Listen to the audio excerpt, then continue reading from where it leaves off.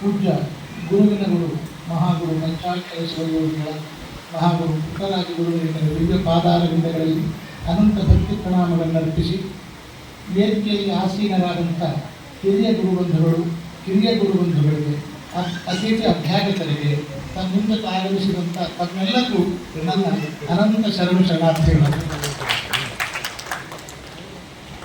ಈ ಕಾರ್ಯಕ್ರಮ ಗುರುವರೇಣ್ಯ ಪಂಚಾಕ್ಷರ ಶಿವಯೋಗಿಗಳ ಜಯಂತಿ ನಿಮಿತ್ತ ಒಳ್ಳೆಯ ಯುವ ಗಾಯಕರಿಗೆ ಅವರ ಹೆಸರಿನಿಂದ ಒಂದು ಪ್ರಶಸ್ತಿಯನ್ನು ಕೊಡುವ ಉದ್ದೇಶ ಇಟ್ಟುಕೊಂಡು ನಮ್ಮ ಬಸವರಾಜ ವಂದಲಿಯವರು, ಅವರ ತಂದೆಯವರು, ನಮ್ಮ ಗುರುಪಾಕ್ಷ ಇರುವಾಯವರು ಪ್ರಾರಂಭಿಸಿದ್ದಾರೆ. ನಮ್ಮ ಗುರುಗಳಿಗೆ ಬಹಳ ಪ್ರೀತಿ ಬಸವರಾಜ, ನಮ್ಮ ಯಾರು ಗುರುಪಾಕ್ಷ ವಂದಲಿಯವರು ಗುರುಗಳ ಅತಿ ಪ್ರೀತಿ ಬೆಳೆಸ್ಕೊಂಡಂಥವ.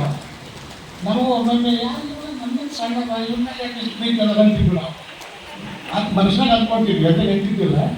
ಆದರೆ ಅಷ್ಟು ಪ್ರೇಮ, ಸೇವೆ ಮಾಡಿದಷ್ಟು ಪ್ರೀತಿ ಬೆಳೆಸ್ಕೊಂಡವ. ಅಲ್ಲ, ಅದರ ಅರ್ಥ ನಮ್ಮ ಮೇಲೆ ಪ್ರೀತಿ ಇರ್ತಿಲ್ಲ ಅಂತ ತಿಳ್ಕೊಬಾರ್ದು ಮದುವೆ ಮಾಡಿ. ಹಾಗೆ ಅದು ಹೀಗಾಗಿ ಅವ ಬಹಳ ಕೊನೆಯವರೆಗೂ ಗುರುಗಳ ಪ್ರೀತಿಯನ್ನು ಗಳಿಸ್ಕೊಂಡು ಹೋದರು. ಗುರುಗಳ ಪ್ರೀತಿ ಗಳಿಸ್ಕೊಂಡು ಕೂತರು ಕೊನೆವರೆಗೂ. ಆ ಕಡೆ ನಾನು ನೋಡಿದಂಗೆ ಗೊತ್ತಿದ್ದಂಗೆ ಆ ಮಾನ್ವಿ ಕಡೆ, ಸಿಂಧನೂರು ಕಡೆ ಗುರುಗಳು ಪೂಜಾ ಶಿವಪೂಜಾ ಕಾರ್ಯಕ್ರಮಗಳಿದ್ರೆ ಆ ಕಾರ್ಯಕ್ರಮ ಹೋಗೋ ಮುಂದೆ ವಿರೂಪಾಕ್ಷರ ದವಾಖಾನೆ ಮನೆಗೆ ಹೋಗೋಣ ಅಂತೇಳಿ ಹುಡುಗರಿಗೆ ಹೇಳಿ ಗಾಡಿ ತೊಗೊಂಡು ಮನೆಗೆ ಹೋಗಿ ಅವ್ರ ದರ್ಶನ ಕೊಟ್ಟು ಹೋಗ್ತದೆ. ಇದು ಬಹಳ ಅಪರೂಪ, ನಾವು ನೋಡಿಲ್ಲ ಅವ್ರು ಹಾಗೆ ಹೋಗೋದು. ಇದು ಬಹಳ ಅಪರೂಪ.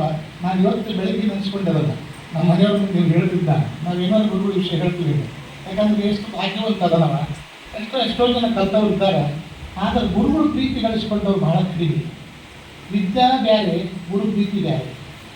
ಕೆಲವರು ವಿದ್ಯಾವಂತರಾದರು, ಅದರ ತಕ್ಕಂಥ ಗುರುಗಳು ಪ್ರೀತಿ ಗಳಿಸ್ಕೊಳ್ಳಿಲ್ಲ.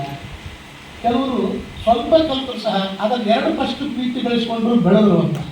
ಇದು ಬಹಳ ಗುರು ಯಾವಾಗಲೂ ಎಲ್ಲದಕ್ಕಿಂತಲೂ ಶ್ರೇಷ್ಠ ಗುರು ಆಗ್ತಾರೆ.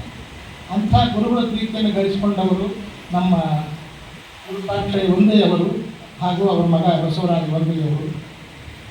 ಈ ಕಾರ್ಯಕ್ರಮವನ್ನು ಧಾರವಾಡದೊಳಗೆ ಆಯೋಜನೆ ಮಾಡಿದ್ದಾರೆ. ಯಾಕಂದರೆ ಬಸವರಾಜ ವಂದಿ ಇಲ್ಲೇ ಇದ್ದಾರೆ, ಅವರು ಅಭ್ಯಾಸ ಮಾಡಿಕೊಂಡ ಒಳ್ಳೆಯ. ಯಾಕಂದರೆ ಧಾರವಾಡ ಏನದಲ್ಲ, ಕಲಿಬೇಕು ಅನ್ನೋ ವಿದ್ಯಾರ್ಥಿಗಳಿಗೆ ಧಾರವಾಡ ಒಂದು ಒಳ್ಳೆಯ ಶಿಕ್ಷಣ ಕ್ಷೇತ್ರ.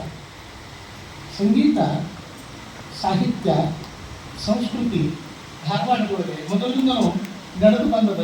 ಇಲ್ಲಿ ಸುಮ್ಮನೆ ಈ ಭೂಮಿಯೊಳಗೆ ಹಿಂಗೆ ನಡ್ಕೊಂಡು ಹಿಂಗೆ ಬಂದರೆ ಒಂದು ಸ್ವರಗಳು, ಆ ಸರಿಗಮ ಪದದ ಸ್ವರಗಳು ಗೊತ್ತಾಗ್ತಂತೆ ಕಲಾವಿದರಿಗೆ.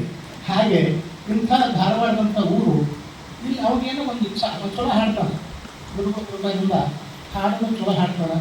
ಆಮೇಲೆ ಅವ್ನ ನಿಷ್ಠೆ ಅದ, ಭಕ್ತಿ ಅದ. ನಮ್ಮ ಗುರುಗಳು ಹೇಳ್ತಿದ್ರು, ಆಶ್ರಮ ಬಿಟ್ಟು ನಾವು ಸಂಗೀತ ಕಲಿತು ಹೊರ ಬರೋ ಮುಂದೆ ಆಶ್ರಮ ತೊಗೊಂಡು ಬರೋ ಮುಂದೆ ನೀವು ಎಲ್ಲರೂ ಹೋಗ್ರಪ್ಪ, ಆದರೆ ಗುರುಗಳನ್ನ ಆಶ್ರಮವನ್ನು ಮರಿಬೇಡ್ರಿ. ಎಲ್ಲರೂ ಹೋಗ್ರಿ, ಜೀವನ ಮಾಡಿ ಒಳ್ಳೇದಾಗ್ತದೆ ನಿಮಗೆ. ಆದರೆ ಕಲಿಸಿದ ಆಶ್ರಮನ, ವಿದ್ಯೆ ಕೊಟ್ಟ ಗುರುಗಳನ್ನ ಮರಿಬೇಡ್ರಿ. ಯಾರೇ ನಿಮಗೆ ದೊಡ್ಡ ಮಟ್ಟದ ಕಾರ್ಯಕ್ರಮ ಮಾಡೋದು ಬೇಡ. ನಿಮ್ಮ ಶಕ್ತಿ ಅದ ಎಷ್ಟೊಂದು ಅಷ್ಟ ಮಾಡಿ. ನೀವು ಮಕ್ಕಳಿಗೆ ಶಾಲೆ ಕಲಿಸ್ರಿ, ಸಂಗೀತ ಕಲಿಸ್ರಿ. ಆ ಸಂಗೀತ ಒಂದು ರೂಮ್ ಮಾಡಿಕೊಂಡಿರ್ತೀರಿ ಕಲಿಸ್ಲಿಕ್ಕೆ. ಅಲ್ಲಿ ಗುರುಗಳು ಫೋಟೋ ಇಟ್ಟು ಪೂಜೆ ಮಾಡಿ ನೀವು ನಿಮ್ಮ ಶಿಷ್ಯರ ಹಾಡಿ ಜೈ ಅಂದ್ಬಿಡೋದಾಗ್ತದೆ. ಇದನ್ನೇ ಹೇಳ್ತದೆ ನಮ್ಮೆಲ್ಲರೂ, ಎಲ್ಲ ಆಗವು ಹಾಗಾಗಿ ಅದು ಎಲ್ಲರೂ ನಮ್ಮ ಗುರುಬಂಧುಗಳು ಎಲ್ಲರೂ ಒಬ್ಬರಲ್ಲ ಇಬ್ಬರಲ್ಲ, ಎಲ್ಲರೂ ಎಲ್ಲಿ ಯಾವ ಊರಿಗೆ ಹೋಗ್ತಾರೆ. ಮೈಸೂರು, ಬೆಂಗಳೂರು, ಮುಂಬೈ, ಮಧ್ಯಪ್ರದೇಶ, ಭೂಪಾಲ್, ಈ ಕಡೆ ತಮಿಳುನಾಡು, ಚೆನ್ನೈ, ಅಲ್ಲೆಲ್ಲರೂ ಗುರುಗಳು, ಹಿರಿಯ ಗುರುಬಂಧುಗಳು ಹೋಗಿ ಗುರುಗಳು ಧ್ಯಾನ ಮಾಡಿ. ಅಂದರೆ ನಾವು ಗುರುಗಳಿಗೆ ಏನೂ ಕೊಟ್ಟಿಲ್ಲ. ಆಶ್ರಮದೊಳಗೆ 15-20 ವರ್ಷಗಳ ಕಾಲ ಅನ್ನ ಒಂದು ಬಟ್ಟೆ ಉಟ್ಟು ವಿದ್ಯೆ ಕಲಿತು 5 ಪೈಸೆ, ಏನು ಭಾಳ ಅಂದ್ರೆ 65 ರೂಪಾಯಿ ಕೊಡ್ತೀವಿ ನಾವು ಶಿವರಮಂತ. ಬರೀ 65 ರೂಪಾಯಿ ಗುರುಗಳಿಗೆ ಕಾಣಿಕ.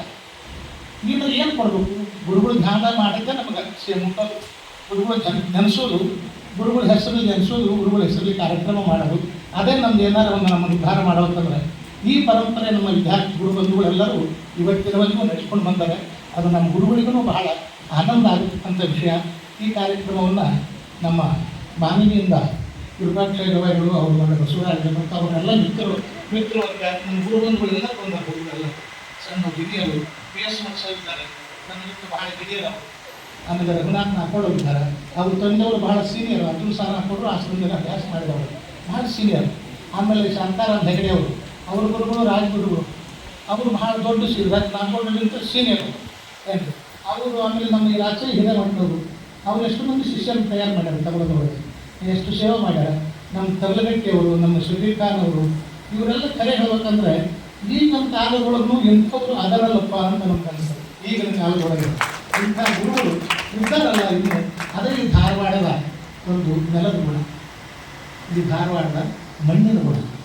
ಇಲ್ಲಿ ಎಷ್ಟೇ ಇದ್ದರೂ ನಾನು ಅದನ್ನು ತೋರಿಸ್ಕೊಳ್ಳೋದು ಹೋಗೋದಿಲ್ಲ. ನನಗೆ ಇಷ್ಟು ಹಾಡ್ತು, ಇಷ್ಟು ಭಾಷೆ ನನಗೆ ಯಾರು ತೋರಿಸ್ಕೊಂಡಿಲ್ಲ, ತೋರಿಸ್ಕೊಳ್ಳೋದು ಇಲ್ಲ. ಈ ನೆಲದ ಗುಣ ಹಾಗಾದ.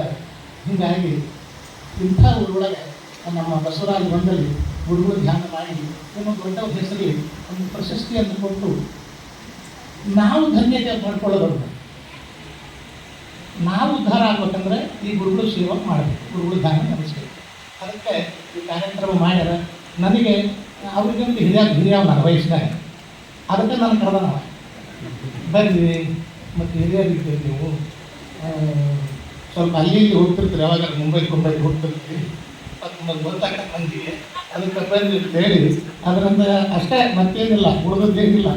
ಅದಕ್ಕಾಗಿ ನನ್ನ ಪ್ರೀತಿ, ಅವನು ನನ್ನ ಮೇಲೆ ಇಟ್ಟ ಪ್ರೀತಿ ಏನದಲ್ಲ, ಅದಕ್ಕೆ ಏನು ಕೊಟ್ಟರು ಕಡಿಮೆನೆ.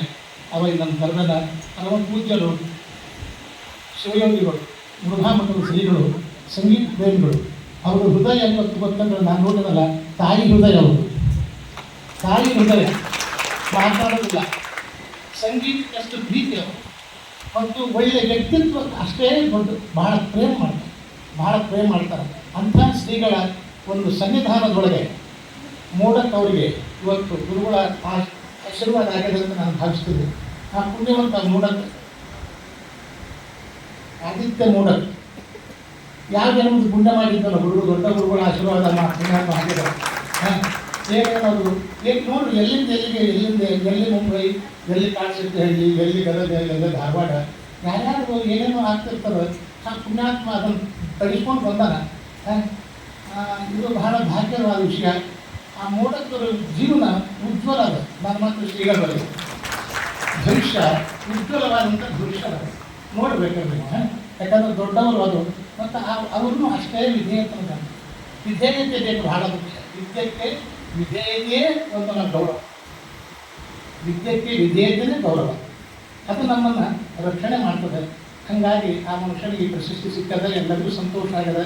ಧಾರವಾಡದಂಥ ಊರೊಳಗೆ ಸಂಗೀತ ಬೆಳೀಬೇಕು. ಇನ್ನು ಹಿಂದಿನವರೆಲ್ಲ ಗುರುಗಳವರು ಅವರು ಪುನಃ ಹೆಸರು ಹೇಳದಂತೆ ಎಲ್ಲರಿಗೂ ಗೊತ್ತದೆ. ಆ ನಿಟ್ಟಿನೊಳಗೆ ಎಲ್ಲರೂ ಬೆಳೀಲಿ, ಗುರು ಶಿಷ್ಯ ಪರಂಪರೆ ಬೆಳೀಲಿ, ಎಲ್ಲ ಘರಾಣಿದವರು ಬೆಳೀಲಿ. ಗುರುಗಳು ಅದಕ್ಕೆ ಆಶೀರ್ವಾದ ಮಾಡಿ ನನ್ನನ್ನು ಈ ಕಾರ್ಯಕ್ರಮ ಕರೆದು ಈ ಒಂದು ಕಾರ್ಯಕ್ರಮದೊಳಗೆ ಭಾಗವಹಿಸಲಿಕ್ಕೆ ನಮ್ಮ ವಿರೂಪಾಕ್ಷಯ್ಯನವರು, ಆಮೇಲೆ ಬಸವರಾಜ ಬಂದಿಲ್ಲಿ, ಎಲ್ಲ ಅವರು ಗುರುಬಳಗ, ಶಿಷ್ಯ ಬಳಗ, ಗುರುಬಂಧುಗಳು ಎಲ್ಲರೂ ನನ್ನ ಇದರ ಪ್ರೀತಿಯನ್ನು ಕರೆದಿರಿ. ಅದಕ್ಕೆ ಎಲ್ಲರಿಗೂ ನಮಸ್ಕಾರ ಹೇಳಿ ತಮ್ಮೆಲ್ಲರಿಗೂ ಒಂದು ಶ್ರೀಮಂತ ಎರಡು ಮಾತು ಮುಗಿಸ್ತೀನಿ. ನಮಸ್ಕಾರ.